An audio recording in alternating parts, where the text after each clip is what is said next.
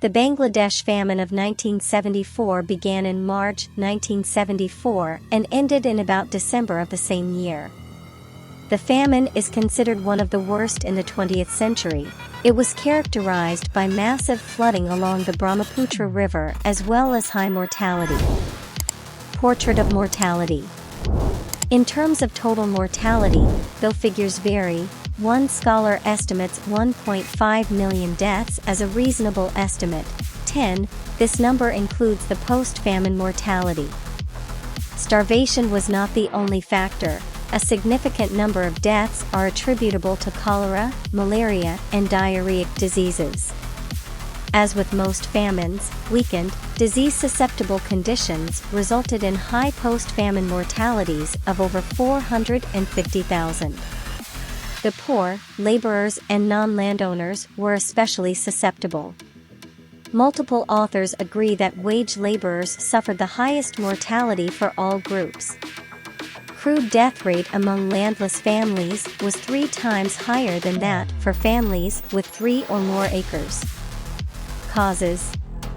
As with most famines, the causes of the Bangladesh famine were multiple.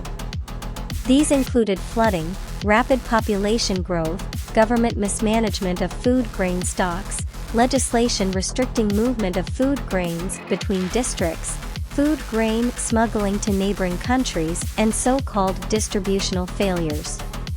The famine did not occur among all areas and populations, but was concentrated in specific areas, particularly those hit by flooding. In their studies of the 1974 famine, various scholars find that 1974 average food grain production was a local peak. For this reason, scholars argue that food availability approach offers very little in the way of explanation of the Bangladesh famine of 1974. P141 Rather, they argue that the Bangladesh famine was not caused by a failure in availability of food but in distribution, or entitlement, where one group gained market command over food. P162.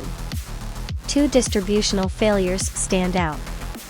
The first failure was internal. The specific configuration of the state rationing system and the market resulted in speculative hoarding by farmers and traders and a consequent rise in prices. The second failure was external.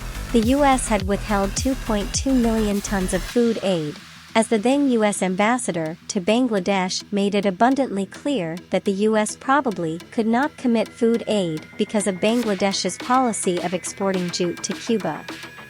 And by the time Bangladesh succumbed to the American pressure and stopped jute exports to Cuba, the food aid in transit was too late for famine victims. Government response. The government's response to the famine primarily focused on the institution of soup kitchens. By November 1974, the government claimed it had 6,000 soup kitchens in operation across the country.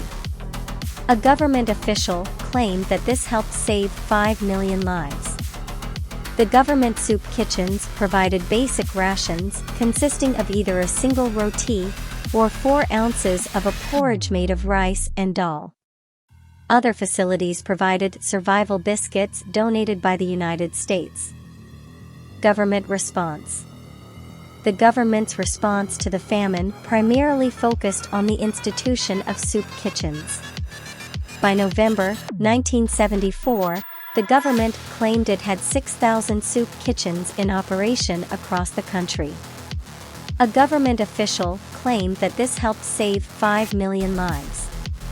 The government soup kitchens provided basic rations consisting of either a single roti or 4 ounces of a porridge made of rice and dal.